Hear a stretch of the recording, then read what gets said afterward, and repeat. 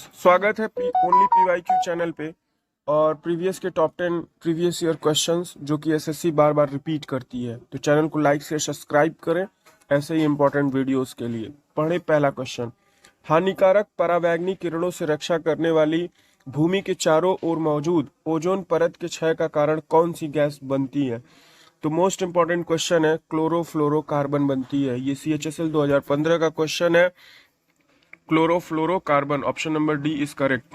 Next question है हमारा कि बाहरी वायुमंडल में ओजोन की परत हमारी मदद करती है, किस लिए भैया? तो ये परावैंगनी किरणों को अवशोषित कर लेता है और हमको बचाता है।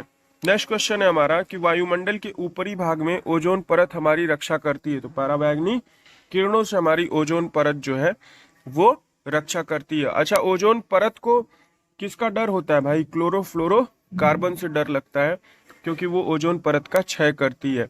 नेक्स्ट क्वेश्चन है हमारा कि सूर्य के विकिरण का परावैंगनी प्रकाश किस परत के कारण पृथ्वी के वायुमंडल में नहीं पहुंच पाता है? ओजोन परत। सीधी सी बात है भाई मेरे, ओजोन परत। निम्नलिखित किसी स्थिति में दूर की चीजें फोकस से हटकर दिखती हैं, किस स्थिति में? तो निकट दृष्टि दोष में क्या है कि फोकस से हट करके दिखती हैं चीजें हमें।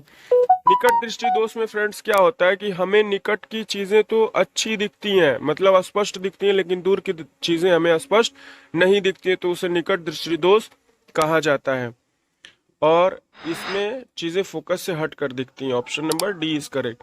नेक्स्ट क्वेश्चन है हमारा कि उस दृष्टि दोष को क्या कहते हैं जिसमें किसी पदार्थ के एक तल में बिंदु केंद्र दिखाई देते हैं जबकि दूसरे तल में बिंदु केंद्र के बाहर दिखाई देते हैं?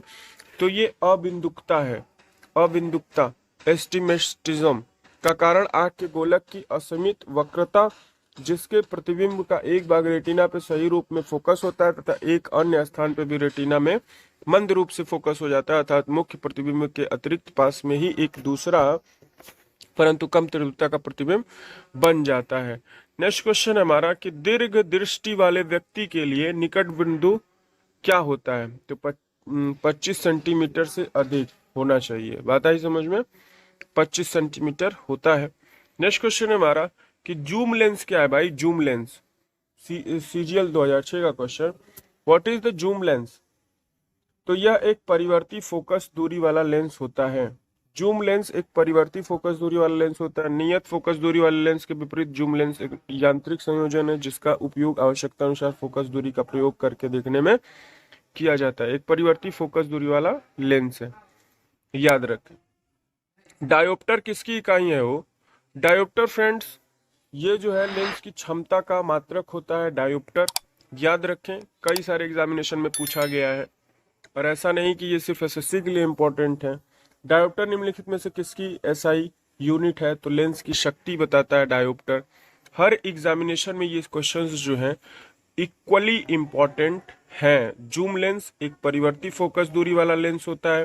नेक्स्ट क्वेश्चन ये वाला था, दीर्घ दृष्टि दोष वाले के लिए निकट बिंदु 25 सेंटीमीटर से अधिक होता है।